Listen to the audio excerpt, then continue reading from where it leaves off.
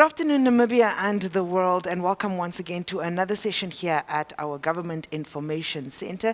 Today is the 31st of January, so I'm guessing a lot of people are celebrating one of those heavy load months is come to an end.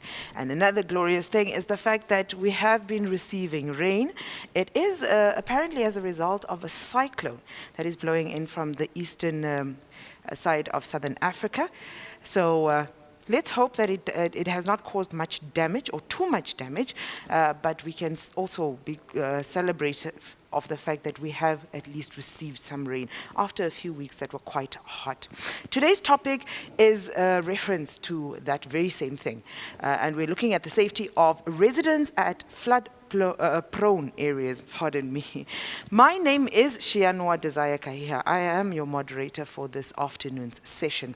But before we continue with the topic at hand with our panelists in the studio as well as on our telephone line, we would like to call on the Executive Director in the Ministry of Health and Social Services, that is Mr. Ben Nangombe, to give us the COVID-19 update for this afternoon. Good afternoon, Mr. Nangombe. Good afternoon, and thank you very much for the floor.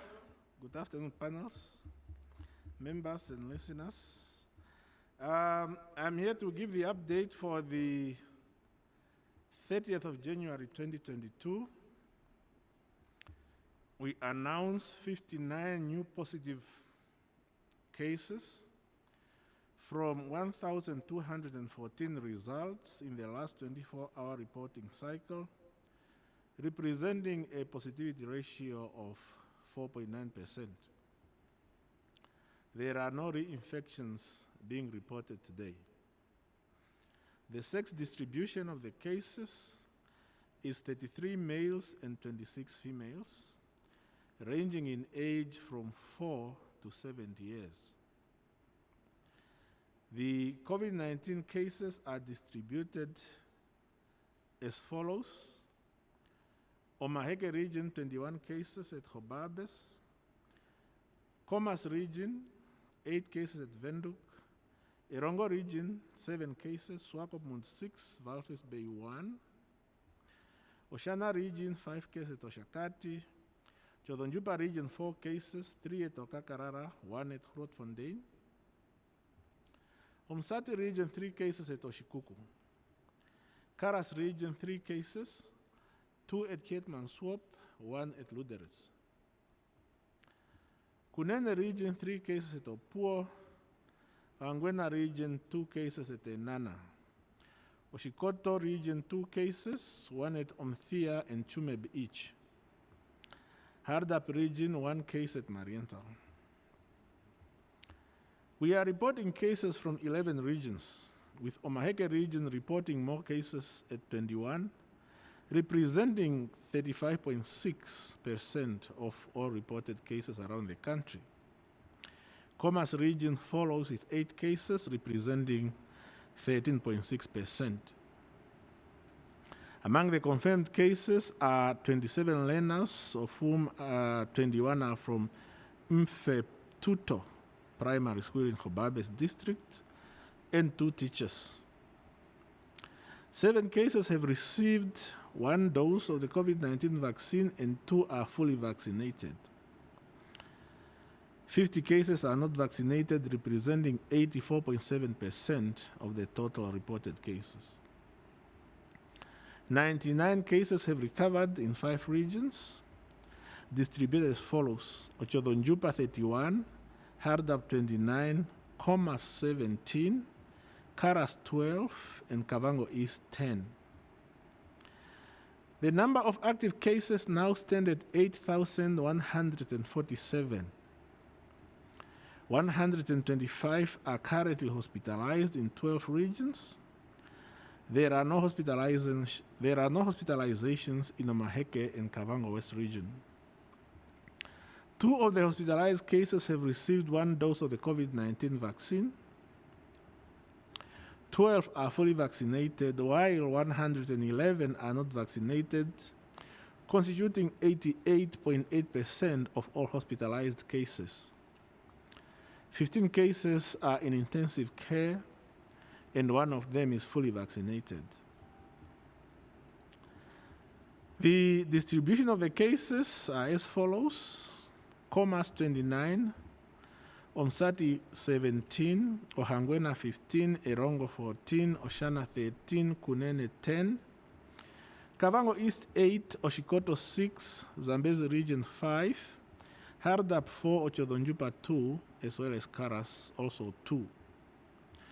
We are not reporting any deaths today.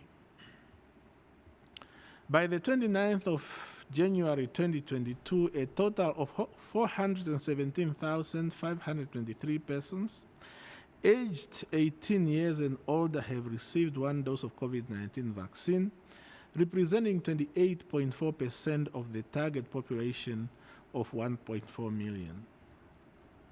A total of 113,627 persons have received the Johnson & Johnson vaccine, while 244,503 adults have received 2 doses of other types of vaccines.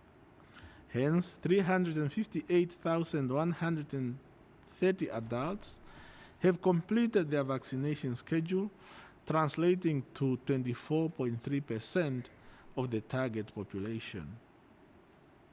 3,830 children aged between 12 and 17 have received 1 dose of the Pfizer vaccine, representing 1.2% of the target population, which is 307,298. Of these, 957 are fully vaccinated. Hence, the cumulative number of vaccinated persons with the first dose of COVID-19 vaccine, both for adults and children, now stand at 421,353, of which 359,087 persons are fully vaccinated, translating to 20.2% of the total target population of 1.7 million. 16,047 people have received the booster vaccine of the COVID-19 vaccine. The national summary is as follows. The cumulative number of confirmed cases of COVID-19 since the beginning of the pandemic now stand at 155,899. The newly confirmed cases are 59 we are reporting today. We are not reporting any reinfections, though that figure is 0. The cumulative cases, including the reinfections, are 157,913. Recoveries are 145,784, representing a recovery ratio of 93.5%. Active cases are 8,147. The cumulative number of first dose of the vaccine administered, 421,353. Second dose, 245,460. The vaccine schedule completed, 359,037. COVID deaths, 3,643. COVID-related deaths, 324. The total deaths, 3,967. Total samples tested, 921,467. The active contacts being traced, 1,769. Total people to have been quarantined, 86,945. Those discharged from quarantine, 86,776. And those currently in quarantine, 169. That concludes the update for this afternoon, moderator, and I thank you very much. Thank you very much, Mr. Nangombe. And if I heard you correctly, you said we are standing at 3,967 deaths. The total deaths, both the COVID deaths and COVID-related deaths, cumulatively 3,967. Oh, That is actually very painful. Thank you very much for this afternoon's update, Mr. Nangombe. That was the Executive Director from the Ministry of Health who gave us the update on our COVID situation in the country currently. We are really reminded by these numbers that COVID is still very much amongst us, and we should really do our best to try and mitigate the effects of COVID. We should follow the necessary precautions, that is inclusive of regularly washing our hands with soap and running water. We should also remember to always sanitize and disinfect our surfaces, as well as practice social distancing. With that said, we get back to the topic at hand for this afternoon. As we mentioned earlier on, we are looking at the safety of residents at flood-prone areas. And with the good rains that we've been receiving over the past few days, one does get concerned for our counterparts who are in these areas. We are embracing technology this afternoon because one of our panelists will be joining us online. And thus we remind our viewers that you can pose your questions. Pardon me, he will be joining us telephonically. So we urge our viewers to please pose your questions on our social media platforms. On Facebook, we are at the Ministry of Information and Communication Technology, Republic of Namibia. That is the Ministry of Information, Communication and Communication Technology, Republic of Namibia. And our channel on YouTube, it is MICT Namibia. The channel on YouTube, it is MICT Namibia. We do have a few journalists in the house as well, and they will be presented with the opportunity to pose questions if they have any later on. But you, if we have any other media houses joining us via our social media platforms, are also welcome to pose questions via those media platforms.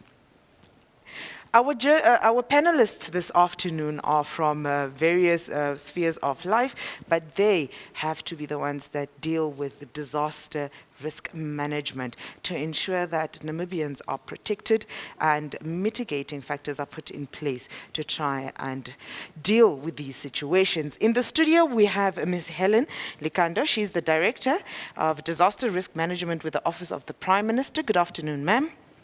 Good afternoon. How are you this afternoon? I'm well, thank you. How are you? I'm well. Thank you very much for joining us. And next to her, we've got Mr. Abel Hamutenya. He is the Section Head for Disaster Risk Management at the City of Windhoek. Good afternoon, sir. Good afternoon, ma'am. Thank you for joining us. On the telephone, we've got Honorable John Likando, who is the Councillor for Kambe constituency in the Zambezi region. Good afternoon, Honorable Councillor. How are you this afternoon? I'm fine. Good afternoon, everyone. Thank you very much for making the effort to join us this afternoon, sir. We really appreciate every one of you. Starting off with our questions this afternoon, we are directing this one to Ms. Likando. We would like you to give us an update of the current flood situation in the country. Thank you. The Met Office issued an alert last week, Friday, and they forecasted heavy rainfalls over the weekend, especially in the regions of Zambezi, Kavango East, Kavango West, Ohangwena, Ojodanjupa, Komas, Hardap, and Karas regions. Such forecast came to realization indeed. We have received heavy rainfalls in some part of those regions, mostly along the Fish River in Karas region, as well as in Zambezi, in Katima Muliro town. According to the hydrological services, in Namibia, they have also reported that the river levels are steadily rising. The dams are almost full. Therefore, we continue to caution communities to be on alert and remain vigilant, listen to warnings through TVs and radios regarding further forecasted heavy rainfalls. Thank you. Okay. At least we know that there is rain coming through. especially Namibia being a semi-arid country, we appreciate the rain, but sometimes the devastation that comes with the rain can sometimes have great concerns to many of us. So it's good to know that we've got these, alerts coming through from our various offices just to help us prepare for anything that might occur. And getting to our second question, Honorable Likando, we would like to know from you, what are the most flood-prone areas in your region? The most flood-prone area is Kabe South, which is always hard hit, followed by Kabe North and part of Katima Rural. Then we also have the town itself, Katima Mlilo, has a challenge with storm and drainage, especially during rain season. Okay. But we have heard from our little birdies around that sometimes these flood areas in Katima could be possibly caused by the drainage system within the town. How much truth is to that?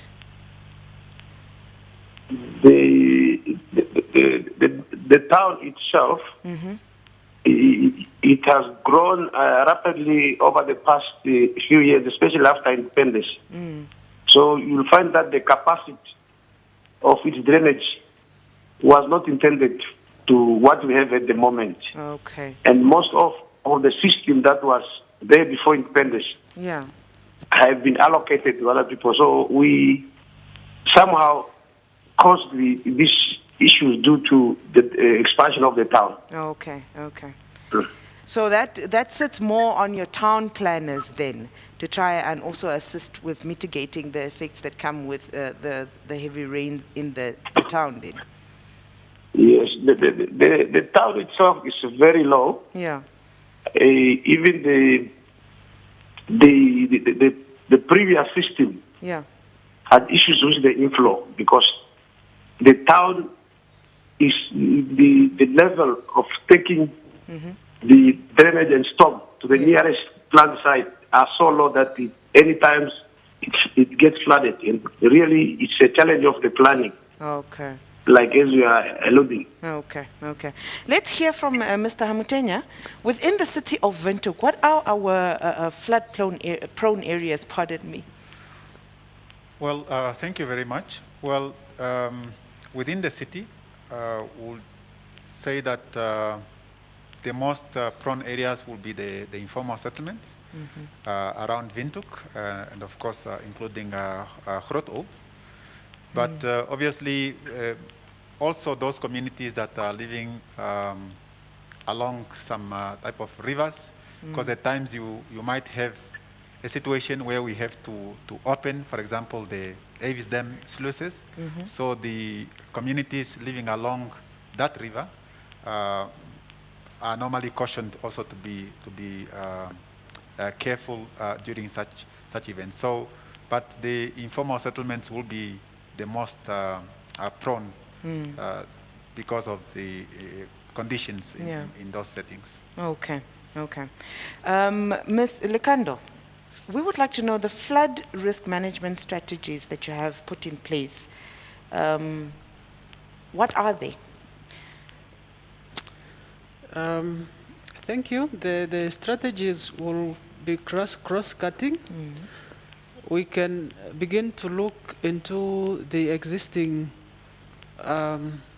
national plans within the country, such as the NDP 5, the Harambee Prosperity Plans, because when we talk about mitigating flood risks, especially in urban areas, we are talking about sustainable urban planning. If in urban areas we have plans regarding provision of stormwater drainage systems, land delivery issues are addressed, as well as the provision of basic services, we will not have big challenges with people settling in low-lying areas that are constantly being affected by floods, flash floods for that matter. But in rural areas, you have seasonal floods that occurs naturally. Yeah, yeah. It's natural. Floods must happen annually. All we need to educate our communities is that we shouldn't settle in low-lying areas, or if we happen to settle in there, we should be prepared to move earlier ahead when early warnings are being given that the river levels are rising. People should prepare and start moving to higher grounds in order to avoid flooding. But from the responding side, we have disaster risk management structures at different levels. We have the National Disaster Risk Management Committee in place at national government. It's a committee composed or consisting of EDs of different line ministries. It's chaired by Secretary to Cabinet. There are regional disaster risk management committees at regional council level, as well as at municipal levels and settlement levels. So those structures are in place. Their functions are mainly to monitor, to coordinate response, as well as strategies that are meant to mitigate the impact of floods and any other disaster that may occur. Okay. Thank you very much. I think one thing that connects something that was said earlier on by Honorable Likando to what Ms. Likando is saying right now, our planning. Our town planning is really in question at the moment, and you know, how we go forward with the town expansions really will play a big role on how we mitigate and prevent, in some cases, deaths that occur due to floods. Coming to Honorable Likando, we would like you to share with us a few safety tips with regards to flood times. What are those that you sometimes share with your residents in your constituency or even in your region? We have annual floods that normally start during the first quarter of the year. But this year it was different, that we had also quite some good rainfalls, which increased the water level.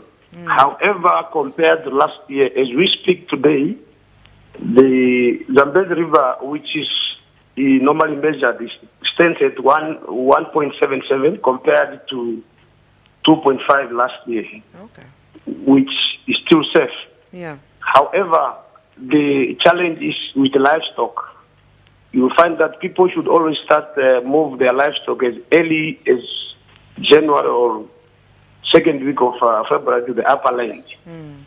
But now the problem is, like as I've said, that our people, they also benefit. There are positive attributes of these floods. So they move with fish plus other things that people from that side eat.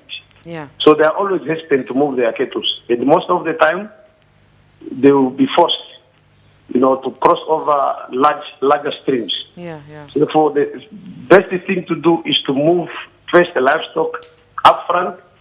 They will also put in place that if floods perhaps go beyond the normal, we will always also relocate learners to the higher grounds. Especially, we have relocation centers. The other thing is we are also trying to put in a better mechanism, because most of the roads that links the flood-prone areas will always be cut off. So we intend to make sure that there's a proper river transport.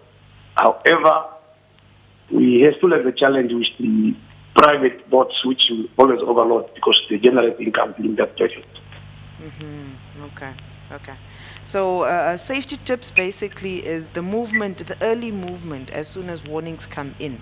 As much as there are advantages to food resources that become multiplied with the waters coming down, which one do you prefer to save? Is it your life or the sustainable life of your cattle or fish? I think that is now where the battle comes in for the residents. Coming to the city of Windhoek, what are the tips that you usually give these residents around this time?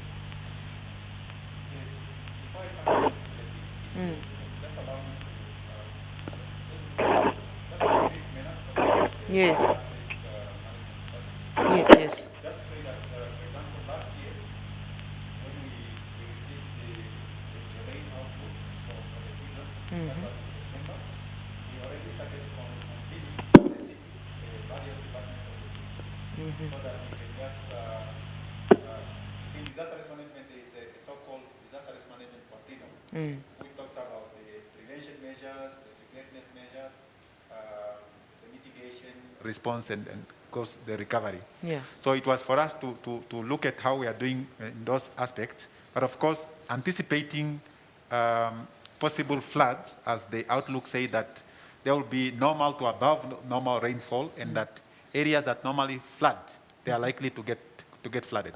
So we started meeting and looking at how we are faring in those areas, and also making sure that there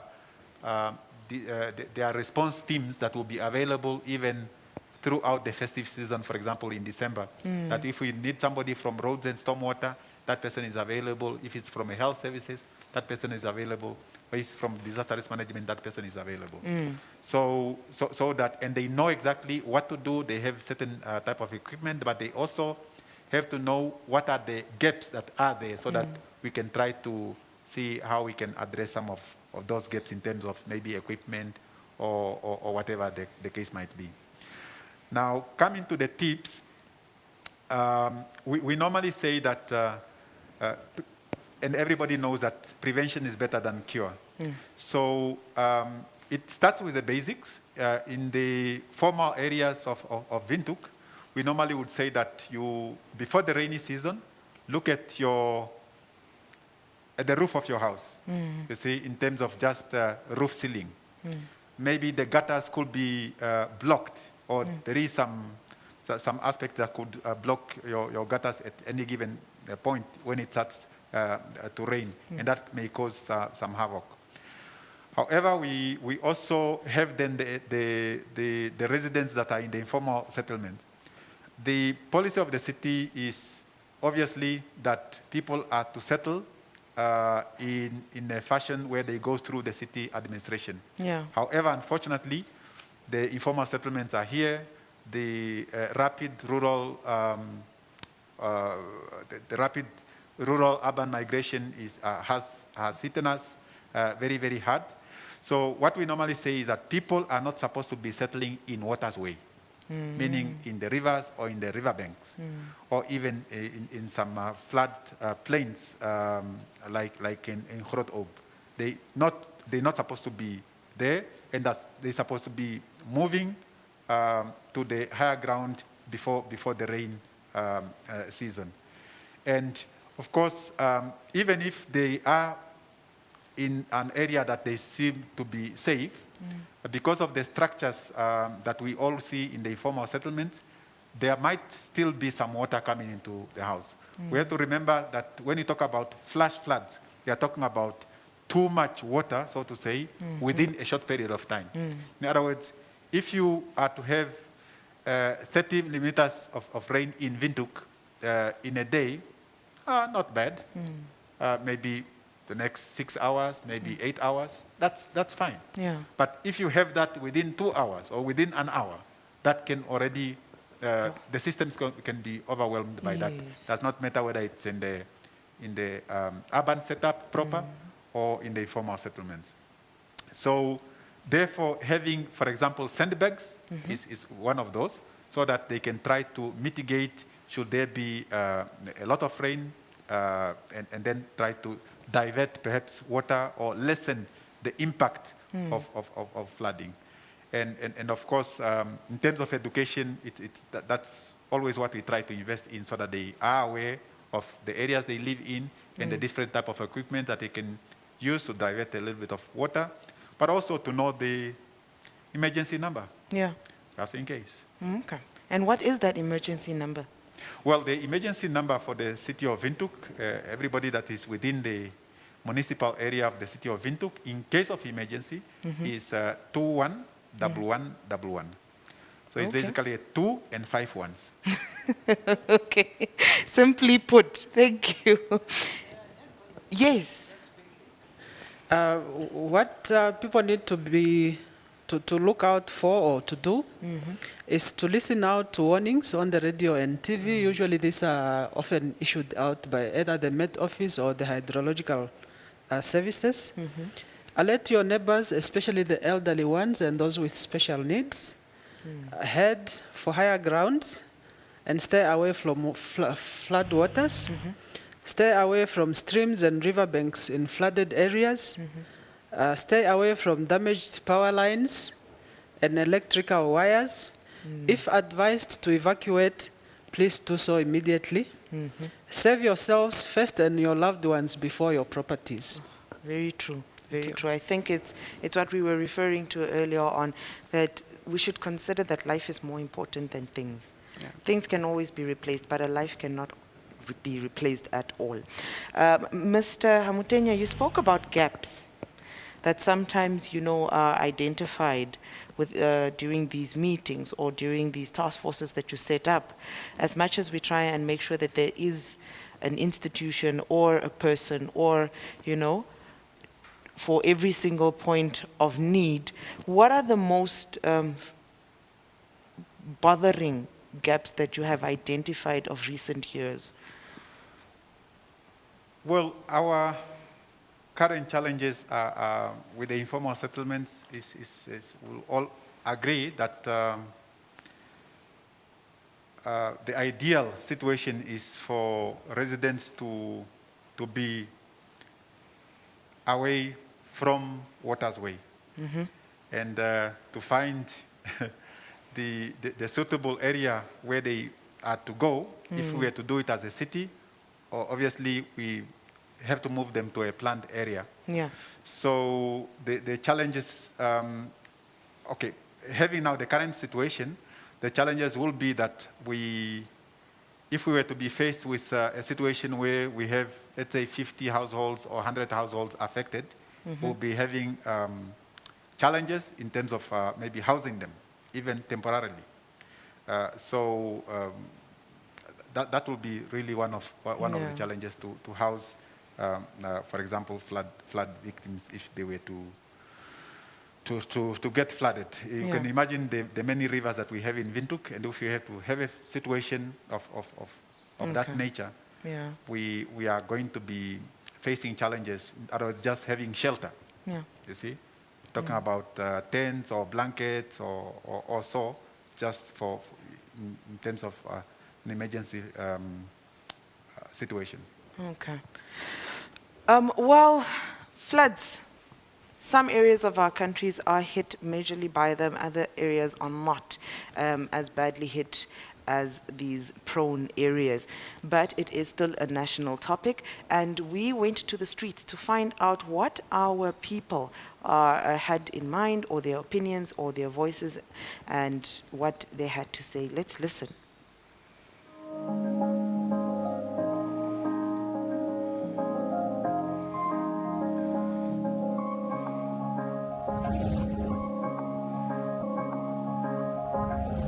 Munda aluzi swangi Luis patuko nino kayaza mbezi kona kule na kukao fela mana kwa mbezi kona kuzibano kama iko na kunanela kuli kuba munolo kulunda kuli kuli mundesa wa kimezi kubafaka kubanga ni miwa kona kuli miwa yale mali nakoza bo January chwana tofumana nga kuli miwa yani sekala kutibanga yani miwa ene chimbukire kona kolule muhera nga kuli ntoese eri mundao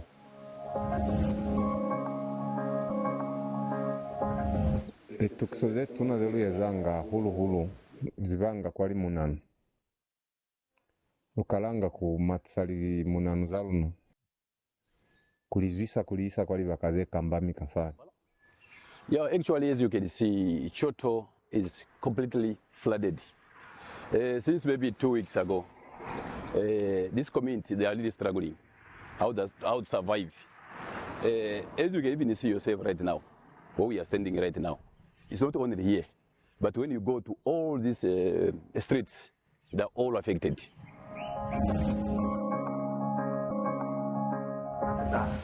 Kuna niliba kaze mkamba minzi yemu muyeza kuli ibatanga kuli mwendi kube nili tusoza kuli ilumbisiwe kamba kubideliwa zovateni hape kusaba tahalangali tusoze mwi zaluto kwanga hulu zeswana ike mikolo iri mikolo ye ukabule akuli mabanana bot mane sililo sasichaba kwanu ng'atenge balila nekusonera kubideliwa fasikolo fani kuli mwende hakubidezwi fasikolo fani sivakasa mpukano ye mpukano sakwana kulofani hakubidezwi fateni kona kuli batiro sepisa kuli bakabidela silimose kono luliwerezi nikashe kuchwana kuna serubona wetume zili tuso kizenga taze batala kwa mubuso nege kuli nalukazi volera halubona ingiri tuso zetahanga kono li tuso swana kutaha.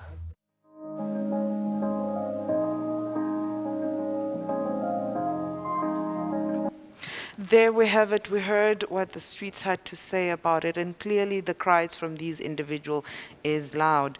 We would like to thank our MICT regional office in the Zambezi region for compiling that video for us.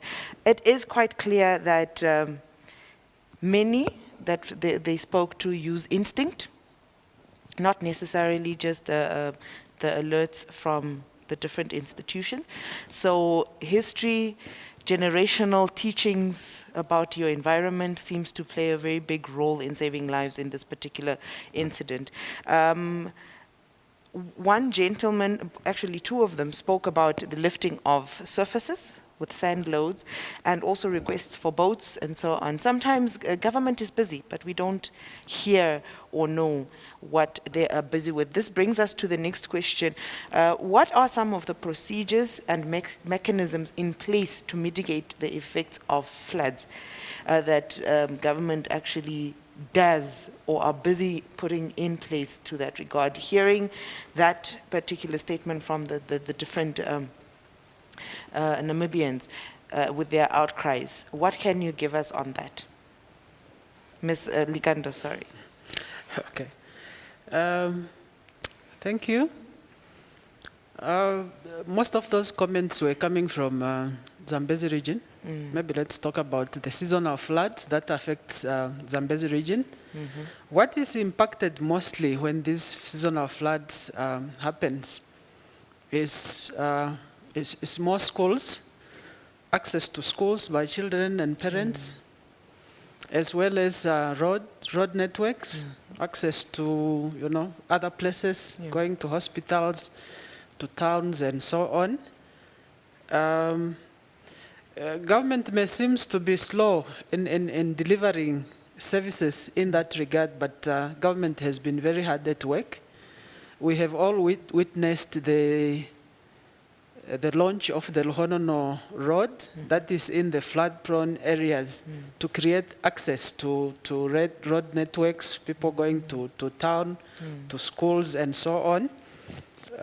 Let me not speak on behalf of the Roads Authority, but we have also recently witnessed the launch of the other road, what is it called, that is leading to Impalira. So all those are efforts being made by government to mitigate the impact of floods. When it comes to school, I may speak under correction, but what I know is that almost all the schools in the flood-prone areas have been allocated banana boats for easy access of teachers, learners, to and from the clinics and hospitals and so on. But in addition to that, the Office of the Prime Minister had previously facilitated the buying of the Kapero Kavajani boat. Yes. That boat is meant to ferry communities during flood times. Now that the floods are approaching, it's usually serviced on time. Logistics are put in place, that the pilots and everything needed around is in place. It's there, it's ready for such service. But in addition to that, there are also a number of boats within the region belonging to different ministries, such as fisheries and other ministries, NAMPOLs and so on, that can be used and are usually used during the time of floods. Okay. Thank you. So there are a few things that do take place when such an incident or such floods do occur. Right now, we would also like to call on our social media users to pose their question if they have, or questions if they have any, to add their voices to the discussion. We are talking about the safety of residents in flood-prone areas. We do have a question on our Facebook platform, and we would like to say good afternoon to Joseph Mufalali. Joseph Mufalali, thank you very much for posing your question. And it states, it goes to Honorable Likando. What is the way out for schools in low grounds or low-lying grounds? Because sometimes they're used to close and wait for low water levels to go down. Mr. Joseph is asking Honorable Likando, what is the plan for schools, or what, yes, I believe, what is the plan for the schools that are in low-lying areas? Because in most cases, they have to shut down operations and wait for the water levels to go down. Honorable Likando, he's joining us telephonically from the Kabezi constituency in the Zambezi region. Honorable Likando, I hope you heard that particular question that is coming from Mr. Joseph Mufalali. Yes, I do concur with him that we normally lose much of learning time during the relocation and also the abrupt closure of schools, especially those in higher grades, especially those writing external exams.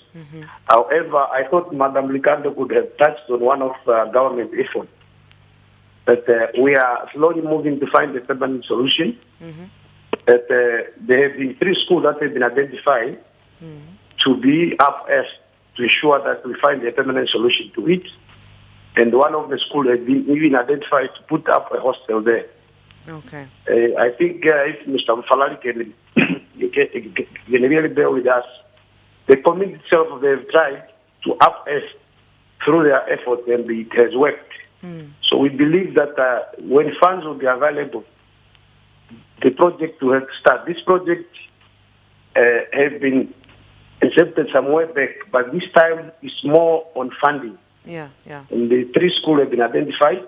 As we speak now, it's a sector issue, which is now headed by the Minister of Education, because we thought it was a smaller project, that's why it was lying in the office of the Prime Minister. But for now, we've clustered it in the Ministry of Education, and they'll be working closer with the National Planning Commission, as well as other sector ministries, including the Regional Council.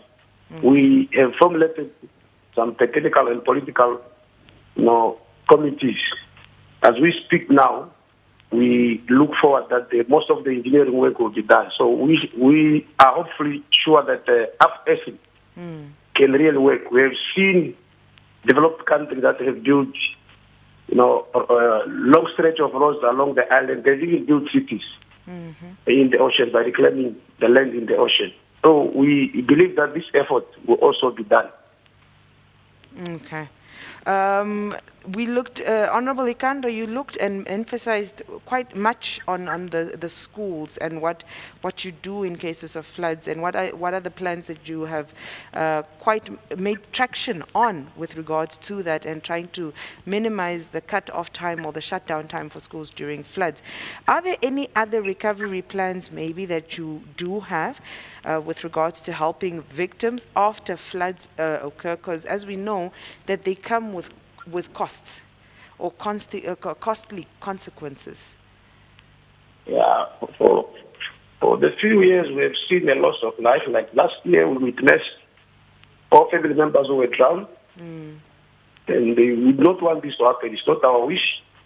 However, it's very difficult for the people from the flood plains to take them to the upper ground. Like as I've said, that we normally report the negative part of the floods. It has also positive benefits, which are also critical to the inhabitants. And this has been a challenge. And at times, political decisions are not always accepted by the parents, especially, for example, the relocation of learners. Sometimes parents would refuse to be far from their kids. and they will be resorting to stay in this area where there are a lot of waterborne diseases. But the fact that there's a total rejection, because any decision that we take, we normally do some collective, discussions with the affected communities. This is why we thought the upracing, it was initiated from the community themselves, that it even got a political will from the high office. This is why we thought that this one will medicate to ensure that people won't be moving up and down, and the loss of the learning period will be reduced. And also to attract, qualified teachers, because most of the areas you find that people go there, in a very short time they'll be requesting transfer because of poor living conditions, especially teachers and nurses, including police officers. Okay. Before we pose a similar question to Mr. Hamutenya, we would like to invite the media houses that are in the studio at the moment. If they do have any question that they would like to pose to our panelists, they're welcome to do so. They just need to approach the podium and introduce themselves and the media houses that they come from. You're also welcome to continue posing your question on our social media platforms. Our handle on Facebook is Ministry of Information and Communication Technology, Republic of Namibia, and our YouTube channel handle is MICT Namibia. Coming back to the studio panelist, Mr. Hamutenya, similarly, are there any flood recovery plans after a flood event for the victims?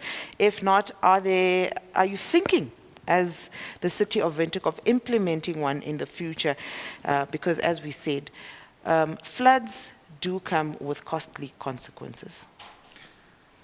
Yes. Yes, flood do come with costly consequences. And so that's why I said earlier, for us, ideally, when you think about a city or an urban area is a built-up area, meaning that it's planned. So, and when it's planned, you have roads, you have stormwater systems that are in place, and you have also building regulations that are in place. So when you have those, then even when you have floods, the impact thereof will not be felt as much as we now feel them. In other words, you have your Klein Windhoek, you can see all the mountains there, you can have a semi-river type of thing passing through your yard. Nothing wrong. Or can even pass in the sitting room, but beneath your sitting room. Nothing wrong. But you cannot have that in Havana. Why? Because of what I was talking about, the rapid rural-urban migration. In other words, we are planning, and then as we plan this area, by the time we try to do something, it's invaded. So that, unfortunately, is the situation. So, but right now, we basically are caught up in that situation that we don't have much time to plan and develop those areas, besides the challenges related to resources and things like that. But for now, we just have those short-term measures in terms of if somebody is affected, we could, for example, right now we have some few residents that we have put them in tents temporarily. And, but the long term, obviously, is to make sure that they, everybody that's in the riverbank or in Waters Way is actually moved to a plant area, so to say. Yeah. So, because we're not supposed to have the situation that we have in Windhoek right now or elsewhere. Yeah, yeah. Before we continue with the questions to the panelists, we have one that is being posed on our social media platform. We would like to thank you very much for contributing on that level. Our question, second question from our social media platform this afternoon, we have Richard Kambinda. And Richard Kambinda is stating that if we have town planners and supposedly well-functioning city of Windhoek, how come informal settlements sprout within riverbeds? How come urban areas have city of Windhoek commissioned homes? How come urban areas have City of Windhoek commissioned homes there? Mr. Kambinda, let's try and read that question again. If we have city planners, a supposedly well-functioning city of Windhoek, how come informal settlements sprout within riverbeds? I think Mr. Hamutenya has actually answered that question. And how come urban areas have city of Windhoek commissioned homes there?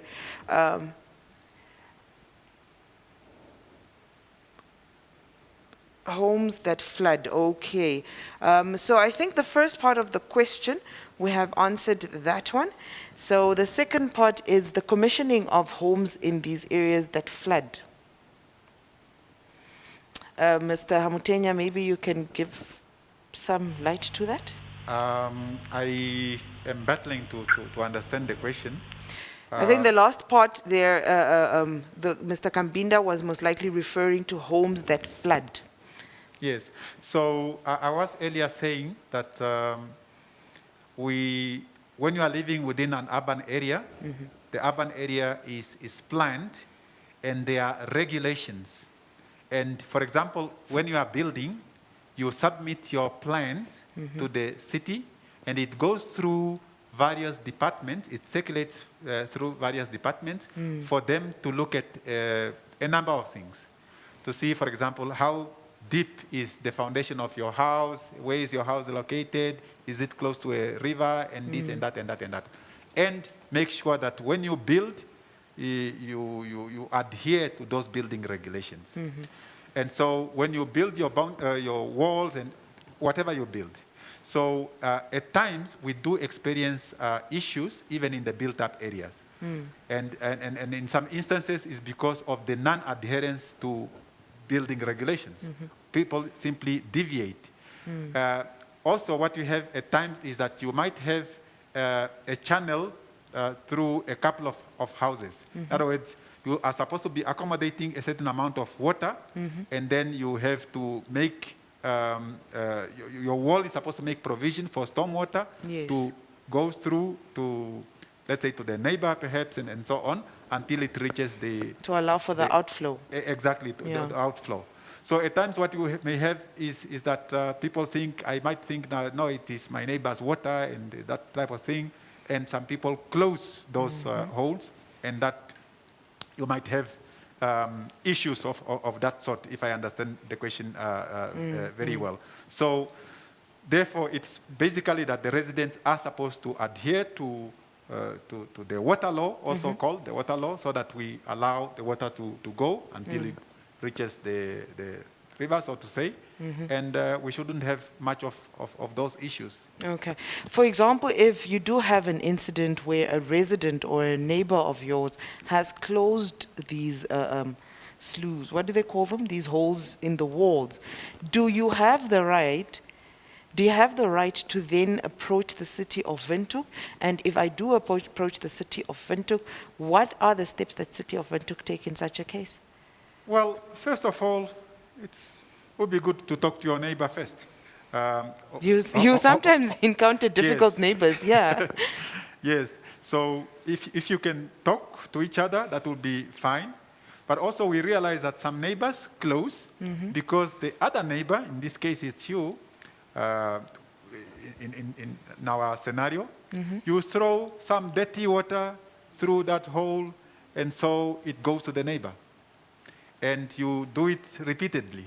And so they close. They say, no, I cannot tolerate this dirty water, all these fish things or food or whatever it is coming through. And so you have that conflict between a neighbor and a neighbor. It's his water, it's her water, and that type of thing. So obviously, we can come to try to intervene and see what can be done just to mitigate in terms of neighbor relations. But those holes are really there to allow a free flow of water, and good neighborly relations are really encouraged so that we do not have build-up of water in a neighbor's yard or in your yard, which will eventually cause a flood situation. Backflow and enter your house. Okay. Honorable Likando, the Zambezi region is prone to or known to have a struggle with illnesses such as malaria.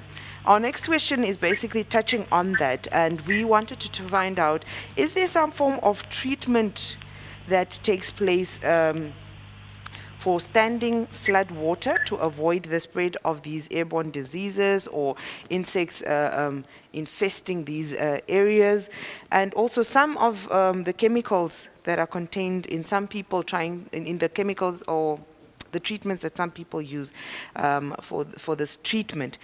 They have chemicals and cause injuries and death. Can you speak to us on this treatment of standing water and what caused this program to stop at some point? I think it was being done at a national level, and now that was stopped, and I think this has caused some residents to try and do it by themselves. Yes, as you know that this is moving water. Mm-hmm. And it's mainly coming from the upper Zambezi. There are normally committee in place that when... Pardon me, it seems like we have lost Mr. Likando there, but we will get him back on the line for you, and maybe he can continue responding to that particular question that we had posed to him. Ms. Likando, with regards to water, Namibia is known, and I'm sure this is one of the other risk or disaster risk management has to deal with. We usually have drought issues and water scarcity issues. Are there any plans in place in the country, in different areas of the country, for the catching of these flood waters for later use? Thank you. Allow me to, I just wanted to quickly go back on the issue of recovery plans before I come to this question. Recovery, I'll just add on what he has said. Recovery from disaster do happen, although it's not usually written that here is the project we are recovering from floods. Yeah. What it entails is that you restore basic services that were disrupted as a result of floods, as a result of any other disaster that has taken place. So we usually experience that after flood seasons, City of Windhoek will go on tendering and repairing roads. Those are all the, recovery efforts that are being done. Unfortunately, they're not written. We are recovering from, from floods. Our governance system is in such a way that every institution, every sector knows their responsibilities. So immediately after a disaster, after floods or drought or whatever, Telecom will not sit there to be told there are telephone lines that were damaged. Nampower will just go in. Roads Authority will go in. Everyone takes their responsibilities. MTC will go in repairing whatever lines that were damaged. So yes, back to just the quickly, question if of, you can give us, is there any catchment taking place for water that can be used later? We're running out of time, unfortunately. All right, thank you. The Minister of Agriculture, Water and Land Reform have got a program where they are training communities on water harvesting techniques, because this is the ministry that is invested with water provision plans and whatever related to water. I'm also aware that the City of Windhoek has now allowed it in the bylaws that people can harvest water from their rooftops. If I'm not yet? Well, on that, I think we need to do a little bit more research. We will definitely do our research, dig into it, and maybe we will knock on Mr. Hamutenya's door, and he can give us a little bit of insight on what is allowed, what is not allowed with regards to water harvesting in your backyard. Unfortunately, we have run out of time. The most important thing we've picked up with today's discussion is the fact that a life matters more than property. When the warning is given, please heed the cry of authorities when you are being asked to evacuate or when you are being asked to move yourself and your animals to higher grounds. We are also looking at the fact that strong projects have to be taken to the regions to try and mitigate the whole urbanization flow, which has caused a bit of some of the problems that create floods in the urban areas. With that said, we thank you very much much for joining us this afternoon. We thank our panelists who took the time out to have these discussions with us. We will see you again on Wednesday at 3 o'clock as we discuss another pertinent topic. From myself, Shianwa Desire Kahia, and my production crew, as well as the MICT Regional Office of the Zambezi region, we thank you and have a good day.